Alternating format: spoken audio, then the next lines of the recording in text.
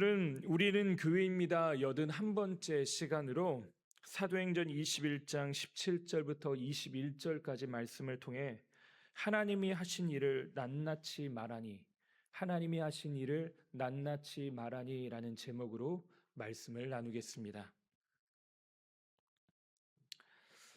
오늘은 추수감사주일입니다. 추수감사주일이라고 하니까 2025년의 끝자락에 왔다는 것이 실감이 나는 것 같습니다. 참 시간이 빠른 것 같습니다. 잠깐 눈을 감았다가 뜬 것 같은데 아닌가 봐요. 많이 기신 분도 있었겠죠? 하지만 순식간에 많은 분들이 지나갔다 그렇게 이야기하시더라고요. 그러면서 꼭 여기에 덧붙여서 한 말씀 더 하십니다. 나이를 더 또 먹군요. 지난 일주일 동안 24시간 연속 기도회를 우리가 함께 보냈습니다. 가끔씩 예배당에 내려와서 우리 성도님들이 기도하시는 걸 보면서 저도 함께 또 성도님들을 위해서 중보하면서 지켜볼 때 그 보는 것만으로도 은혜의 시간이었던 것 같습니다. 지난 시간들을 돌아보면 여러 성도님 삶에 큰 기쁨의 시간도 있었지만 아픔도 외로움도 예상치 못한 어려움도 찾아왔던 것이 사실입니다. 기대하지 못했고 예상치 못한 기쁨들이 있던 가정들에게는 참 2025년이 뜻깊은 한 해이고 또 놀라운 은혜였을 것이라고 생각됩니다. 또 반면에 내가 예상하지는 못하고 생각지도 못한 어려움들을 겪었던 분들에게는 이 2025년은 별다르게 그렇게 기억하고 싶지 않은 시간들로 지나갔으면 하는 바람이 있는 분들도 계실지 모르겠습니다. 우리의 상황은 각자 다 다른 것 같습니다. 느껴지는 것, 겪어내고 있는 것, 우리가 만나는 현실들은 모두 다 다른 것 같습니다. 하지만 한 가지 우리 모두에게 공통되며 다르지 않은 현실이 하나가 있습니다. 그것이 무엇이냐? 우리 모두에게 해당되는 것인데요. 아프거나 상하거나 기쁘거나 즐겁거나 상관없이 하나님이 우리와 함께하고 계시다는 사실입니다. 우리가 슬플 때도 우리가 기쁠 때도 하나님은 이 모든 날에 우리와 함께 하시는 분이십니다. 이것이 우리가 기억하며 이 추수감사절을 보내는 이유, 우리가 이 추수감사절을 보내면서 준비하면서 기도로 전심전력으로 나아가는 이유가 바로 이것입니다. 하나님께서 우리와 함께 하시나라고 하는 이 진리를 우리가 확인할 뿐만 아니라 눈으로 보고 헤아려 보고 하나님의 은혜가 얼마나 놀라운지 새하려 보는 것이 우리가 함께 이 자리에 모인 이유겠죠. 사무엘상 7장 12절 우리가 연속 기도회 때 붙잡았던 말씀인데요. 함께 좀 읽어보겠습니다. 사무엘이 돌을 취하여 미사바 센 사이에 세워 이르되 여호와께서 여기까지 우리를 도우셨다 하고 그 이름을 에베네셀이라 하니라. 아멘. 여기서 이야기하고 있는 바는요, 우리가 미스바에서 함께 모여 기도했다, 우리가 전쟁에서 승리하였다, 그것을 기억하고 기념하자가 아니라 무엇을 기억하고 기념하자고 합니까? 하나님이 여기까지 도우셨다는 걸 영원히 잊어버리지 말자는 겁니다. 하나님께서 지금 우리와 함께하고 계시다는 사실을 우리가 절대로 잊어버리지 말자는 겁니다. 그래서 이것을 돌을 세우고 돌에다 새겨 영원히 기억하자라고 하는 것입니다. 이 연속 기도회가 또 오늘 우리가 드리는 이 추수감사절이 하나님 앞에 세운 또 다른 에베네셀이 돌이 되길 바랍니다. 하나님 앞에서 이 시간들을 지나오면서 그래 2025년에 참 힘들고 어려운 일도 많았지. 하지만 이 에베네셀의 돌을 기억할 때마다 하나님께서 여기까지 우리를 도우셨어. 이것을 생각해내고 기억해내는 그런 하나님 앞에 나아가는 믿음의 장치들이 되시기를 바랍니다. 그래서 예배를 마치고 집에 돌아갔을 때 우리 안에 지난날의 과거에 대한 원망과 불평과 아픔 대신에 감사와 찬송을 입에 가득 머금고 기쁨으로 돌아가는 믿음의 시간들 되시기를 바랍니다. 오늘 우리가 읽은 말씀을 보면 드디어 바울은 예루살렘에 도착했습니다. 그 과정 가운데 만난 여러 사람들이 등장을 하는데요. 근데 이 만난 과정의 사람들이 또 동일하게 하는 말들이 있습니다. 그것이 뭐냐? 예루살렘에 절대 가면 안 된다는 겁니다. 예루살렘에 절대 가면 안 된다. 왜 가면 안 됩니까? 가면 고난 받을 것이, 삶이 위태롭게 될 것이 분명하기 때문에 그렇습니다. 어려울 게 뻔한데 왜 그 길을 가야 하냐라고 하는 거죠. 21장 4절을 보면 제자들을 찾아 거기서 이래를 머물더니 그 제자들이 성령의 감동으로 바울더러 예루살렘에 들어가지 말라 하더라라고 합니다. 성령의 감동으로 예루살렘에 들어가지 말라. 11절과 12절 말씀을 보면 또 이렇게 이야기합니다. 우리에게 와서 바울의 띠를 가져다가 자기 수족을 잡아매고 말하기를 성령이 말씀하시되 예루살렘에서 유대인들이 이같이 이 띠 임자를 결박하여 이방인의 손에 넘겨주리라 하거늘 우리가 그 말을 듣고 그곳 사람들과 더불어 바울에게 예루살렘으로 올라가지 말라 권하니. 여기서 공동택에 또 이야기합니다. 성령께서 주시는 감동으로 말하고 있어요. 거기 가면 고난을 받습니다. 성령께서 이야기하고 계시는 겁니다. 성령께서요, 거기 가면 고난을 받을 것이다 라고 말하고 있어요. 그래서 사람들이 어떻게 합니까? 아니, 고난 받으니까 안 갔으면 좋겠습니다라고 하는 걸 지금 사람들이 바울을 말리고 있는 과정입니다. 이 정도면 안 가는 게 정상일 것 같습니다. 근데 바울은요, 예루살렘을 향한 발걸음을 멈추지 않습니다. 성령께서 고난을 받으리라 말씀하시지만 이 고난을 받을 것이다 라고 하는 이야기를 하나님의 행동 중지 명령으로 듣지 않습니다. 하나님의 말씀을 의지하는 자에게 주시는 당연한 결과물로 여겼다는 것입니다. 지금껏 그랬던 것처럼, 그렇게 살아오면서 경험했던 것처럼 내가 드디어 예루살렘에 도착하면 하나님께서 나로 하여금 주의 복음을 들고 나아가는 나의 삶 가운데 어려움도 주시고 연약함도 주시면서 때로는 넘어지게도 하실 수도 있겠구나라고 생각합니다. 그런데 바울은 이게 끝이 아니라는 것이에요. 내가 지금 겪고 있는 고난, 삶의 어려움들, 내가 지금 당하고 있는 환난과 고민과 염려, 걱정, 근심거리들, 이것이 전부가 아니라 그것이 하나님의 나라를 이루는 재료가 될 것이라고 믿었다는 것입니다.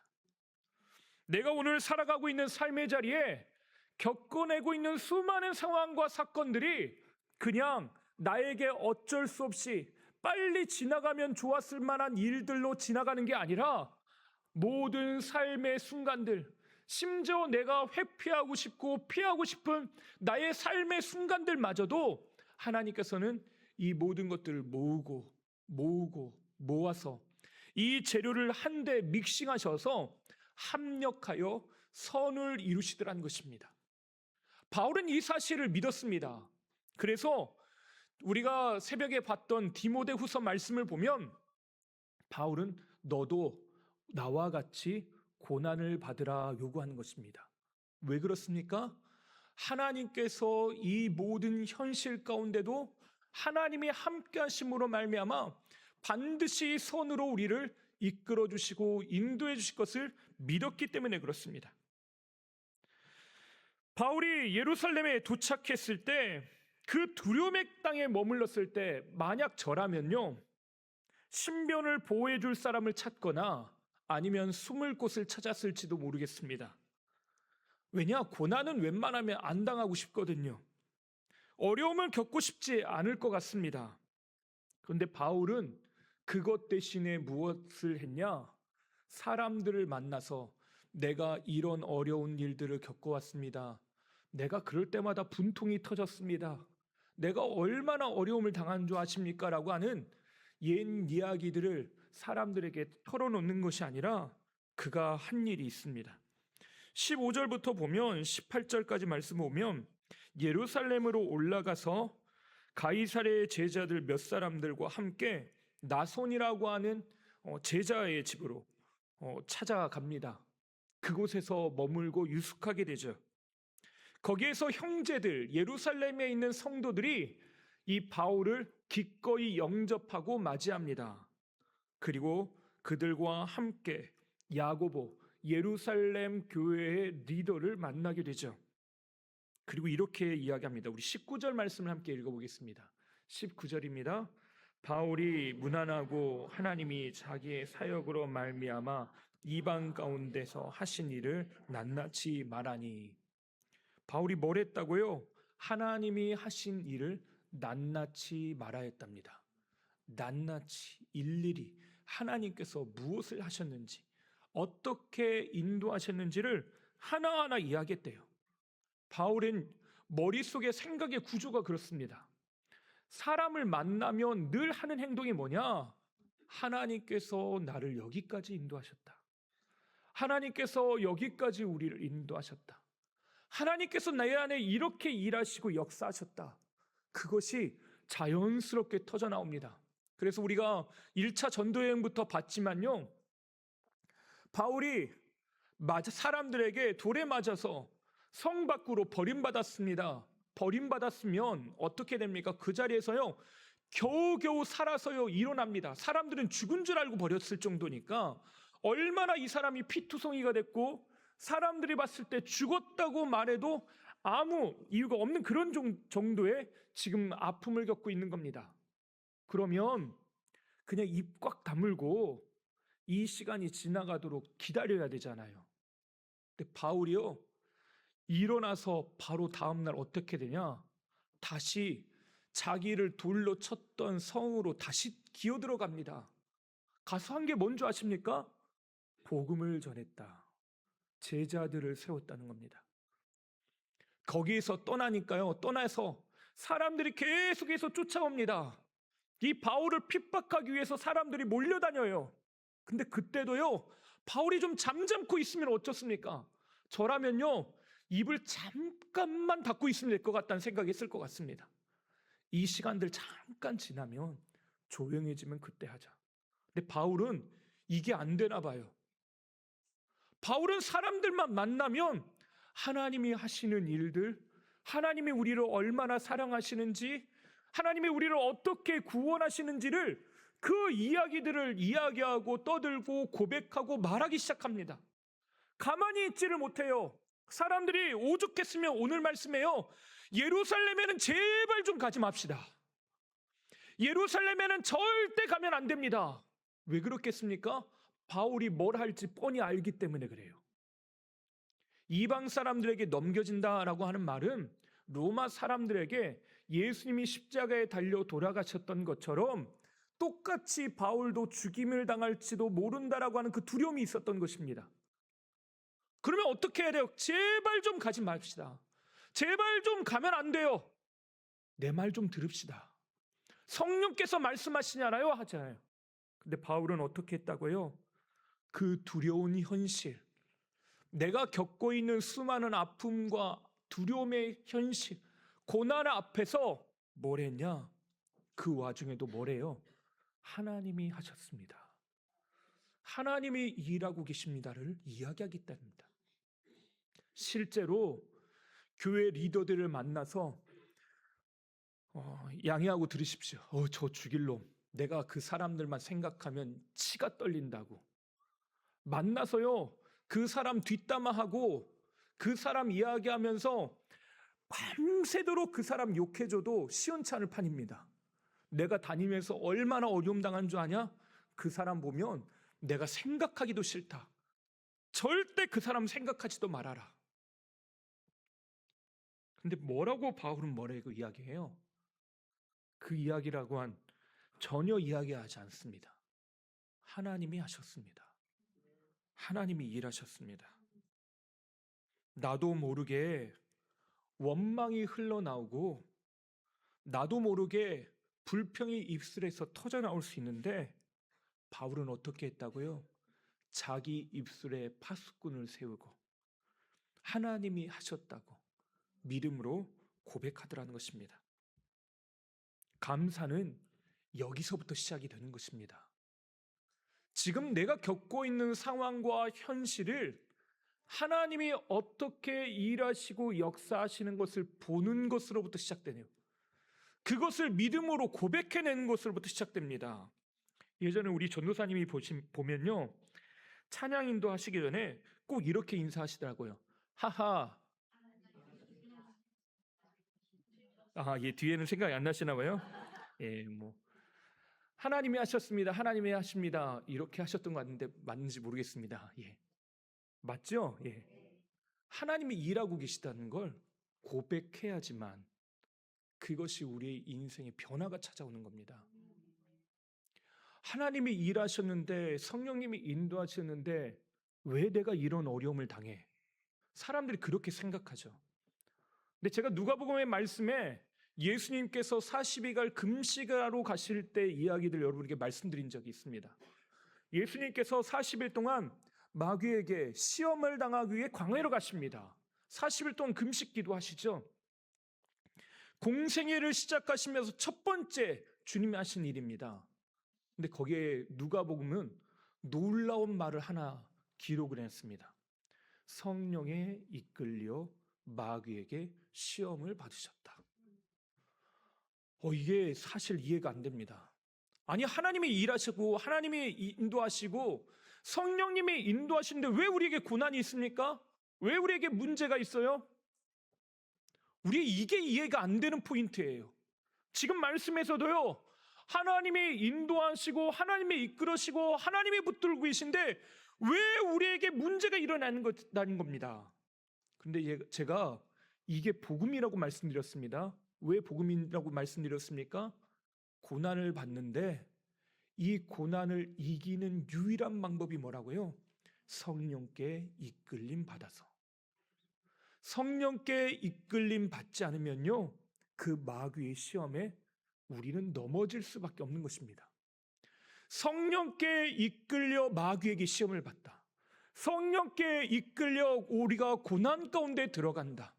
성령께 이끌려 오늘의 삶을 살아간다라고 하는 건요, 정말로 다행이라는 것입니다.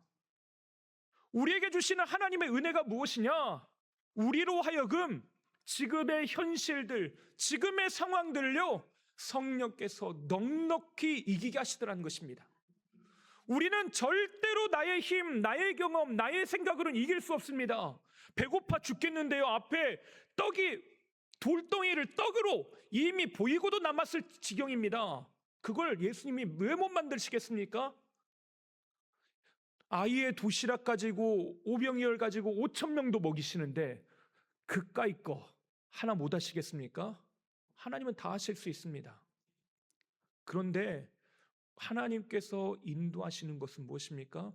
성령께서 그들이 겪고 있는 현실 가운데 하나님이 일하고 계시다라는 걸 분명하게 경험하는 데 있는 것입니다. 여전히 어려운 상황, 두렵고 무서운 상황 가운데 있습니다. 그런데 이것을 지금 내가 겪고 있는 현실을 완전히 변혁시키는 유일한 방법은 무엇이냐? 이 현실을 하나님께 내어 맡기고 하나님이 일하고 계시다는 걸 믿음으로 고백하는 것 외에는 없다는 것입니다. 우리의 가정 가운데, 우리의 자녀들의 삶 가운데 내가 보면 불편하고 두렵고 염려가 되고 걱정되고 불평들이 터져나옵니다. 근데 그 순간에도 우리가 믿음을 놓지 않고 고백해야 될 게 무엇입니까? 하나님이 하십니다. 하나님이 일하고 계시다라는 것입니다. 하나님이 하신 일을 낱낱이 고백하고 거기에 있는 거 없는 거 다 끄집어내서요, 하나님께서 이렇게 나에게 역사하셨다.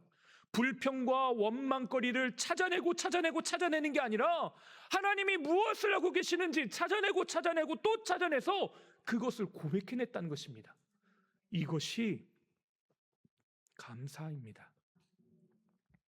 그러나 안타깝게도요, 세상은 과거와 미래를 이렇게 해석합니다. 그때 그렇게만 했더라면, 내가 그때 그 길을 선택하지 않았더라면, 내가 더 좋은 집안에서 태어났더라면, 만약 이랬더라면, 만약 이렇게 했다면, 그런 말로 삶을 해석합니다. 저는 그걸 가정법의 삶이라고 이야기합니다. 삶을 가정법으로 해석하고 가정법으로 살아가요. 가정법이라고 하면요, 만약 뭐뭐 하면 지금 나에게 이루어지지 않을 거고 이루어지지도 않을 일입니다. 그래서 요즘 사람들에게 인기 있는 드라마 내용들 보면 회귀형 판타지 드라마라는 게 있습니다. 이게 뭐냐? 주인공이요, 어느 날 사건을 겪는데 과거로 뿅 하고 돌아갑니다. 그래서 과거로 돌아가서 내가 이미 과거의 이야기를 다 알고 있는데 그 삶을 사는 거예요. 그러면 이 주인공은 모든 내용을 알고 있으니까 앞으로 어떻게 되고 무슨 일이 있을 거니까 돈도 잘 벌고요, 위험 요소가 있을 때 그걸 잘 대처도 합니다. 그러면서요, 자기가 하고 싶은 일을 마음껏 펼쳐갑니다. 물론 위기가 있습니다. 그때마다 과거에 어떻게 했지? 그걸 머릿속에 떠올리면서 그걸 자기의 인생을 새로운 길을 걸어가는데 찾습니다. 대부분 이런 드라마의 첫 시작은요, 주인공들이 굉장히 과거에 대해서 후회를 하는 장면으로부터 시작이 돼요. 내가 그때 왜 그렇게 살았지? 내가 왜 그렇게 했지? 후회하고 또 그렇게 해야 합니다. 왜 이런 드라마가 유행일까요? 현실이 힘들고 두렵기 때문에 그렇습니다. 내가 과거에 이 선택만 잘했더라면 내가 잘 살 수 있었을지도 모르는데. 여러분, 그런 생각들 많이 하시죠? 그때 그 주식만 하나 샀으라면, 내가 그때 저 땅만 샀더라면, 많이 하시죠? 근데 여러분에게 안타까운 소식을 하나 전해드립니다. 시간은 절대로 되돌릴 수가 없습니다. 그러나 우리가 할 수 있는, 삶을 바꿀 수 있는, 변혁시킬 수 있는 방법이 하나 있습니다. 오늘 여러분에게 그 비밀을 알려드릴 테니까 남들에게는 가르쳐 주시면 될까요? 예. 그게 뭐냐? 가정법으로 사는 게 아니라 하나님께 내 삶을 맡겨드리며 사는 것입니다. 하나님이 하십니다. 하나님이 하고 계십니다. 하나님이 역사하신다라고 하는 하나님의 섭리 안에 우리의 삶을 들여다보기 시작하면요, 지금 내가 겪어내고 있는 이 시간과 이 현실이요, 절대로 아픔의 현실로 끝나지 않습니다. 하나님 아버지는요, 반드시 우리를 선으로 인도하시는 분이십니다. 나의 삶, 나의 관점, 나의 후회로 살아가는 것 대신에 하나님의 인도하심, 하나님의 우리의 인도자시고 섭리자시라고 하는 것을 믿음으로 고백하기 시작하면 우리의 삶이 바뀌더라는 것입니다. 바울도 미래가 두려울 수밖에 없는 상황입니다. 예루살렘으로 향하는 길마다 사람들에게 그에게 이야기합니다. 제발 좀 가지 마십시오 라고 붙잡습니다. 거기 가면 환난을 당하고 어려운 일을 당합니다. 거기서 인생이 끝날 수도 있습니다. 바울도 인간이죠. 왜 안 두렵겠습니까? 그러나 그때마다 내 마음속에 이 길이 맞나? 이렇게 할 걸 그랬나? 저렇게 할 걸 그랬나? 후회하는 것 대신에 무엇을 선택했다고요? 하나님이 하신 일을 낱낱이 말하는 걸 선택했다는 것입니다. 이 감사의 절기가 하나님이 하신 일들을 기억해내고 고백하고 그것을 우리의 입술 가득하게 담아 찬송과 영광으로 하나님 앞에 올려드리는 시간 되시기를 바랍니다. 바울은 과거를 가정법으로 해결하지 않습니다. 현재를 두려움으로 바라보지 않습니다. 미래를 불안으로 붙들고 있지 않습니다. 자신 앞에 놓여진 인생 전체를 하나님의 눈으로 바라보며 고백하더라는 것입니다. 시편 100편은 이렇게 말합니다. 시편 100편 4절과 5절 말씀 함께 읽어보겠습니다. 감사함으로 그의 문에 들어가며 찬송함으로 그의 궁정에 들어가서 그에게 감사하며 그의 이름을 송축할지어다. 여호와는 선하시니 그의 인자하심이 영원하고 그의 성실하심이 대대에 이르리로다. 아멘. 예, 왕궁은 아무나 들어갈 수 있는 게 아닙니다. 함부로 들어가면 불순한 의도를 가지고 있다고 잡혀서 큰 어려움에 처할 수 있죠. 대통령실 들어가가지고 내가 따지고 싶다고 대통령실에 아무나 못 들어갑니다. 경호원들이 다 지키고 있어요. 그런데 프리패스로 어디나 왕궁에 들어갈 수 있는 그 패스권을 하나 부여받았는데 그게 뭐냐? 하나님의 왕궁으로 들어가는 프리패스권이 뭡니까? 감사함, 찬송함이랍니다. 뭐라고 합니까? 감사함으로 그의 문에 들어가며 찬송함으로 그의 궁정에 들어간다. 하나님이 거하시고 하나님이 인도하시는 길이 있는데 그 문을 열고 하나님 앞으로 나아갈 수 있는 열쇠가 뭡니까? 감사함이라는 것입니다. 감사는 우리의 인생을 새롭게 보는 문입니다. 감사는 고난 속에서도 하나님이 하신 일을 발견하게 하십니다. 앞서 샤이닝 토요학교 수료식을 진행했습니다. 샤이닝 토요학교는 우리 주일에 우리 아이들이 예배드리는 교회학교를 돕기 위해서 세웠습니다. 이것을 만들면서 잘 될까, 잘 할 수 있을까 고민이 참 많았습니다. 그 고민을 혼자 고민하는 것으로 끝내지 않고 하나님께 맡겨드렸더니 수많은 봉사자들을 붙여주시고 토요학교에 아이들을 보내주셨습니다. 저는 이것이 우리 교회학교의 부흥으로 이어지게 되길 바랍니다.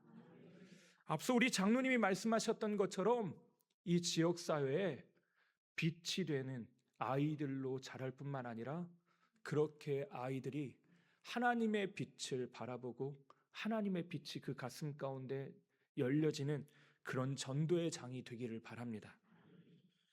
지난 일주일 동안 2025년을 돌아보고 26년을 준비하며 기도하는 시간들을 가졌습니다. 우리는 각자의 삶에서 하나님이 무엇을 하셨는지 우리는 살펴보는 시간을 적었습니다. 우리가 기억했습니다. 여러분이 핸드북에 매일같이 있는 감사의 제목 5가지를 적어보셨는지 모르겠습니다. 하나님이 하시는 일을 낱낱이 고백하는 은혜가 우리에게 필요합니다. 하나님이 2025년 지금까지의 시간들을 도우셨기 때문에 우리가 여기에 있습니다. 하나님, 지금의 어려움도 하나님의 손에 있습니다. 하나님, 나로 하여금 믿음으로 나아가게 하여 주시옵소서. 감사함으로 하늘 문을 여시고 하나님과 날마다 더불어 사는 인생 되게 하여 주시옵소서. 2025년의 남은 시간뿐만 아니라 우리가 계획하고 있는 수많은 우리의 삶의 미래들, 또 2026년 이 모든 시간이 하나님의 섭리 안에 하나님의 손 안에서 날마다 이루어지는 복된 시간이 되시기를 주님의 이름으로 축원합니다. 기도하겠습니다. 하나님, 우리로 하여금 믿음의 눈을 허락하여 주시기를 원합니다. 믿음으로 바라보고 믿음으로 의지하며 하나님 앞에 나아가게 하여 주시옵소서. 하나님의 인도하심과 동행하심을 우리가 이 시간 구하며 나아갑니다. 하나님 역사하여 주셔서 주의 선하신 뜻을 이루어 가게 하여 주시옵소서. 하나님께서 오늘도 우리와 함께 하시고 이 감사의 절개, 감사 찬송을 우리 가운데 가득하게 하여 주실 줄 믿사오며 예수님의 이름으로 기도하옵나이다. 아멘.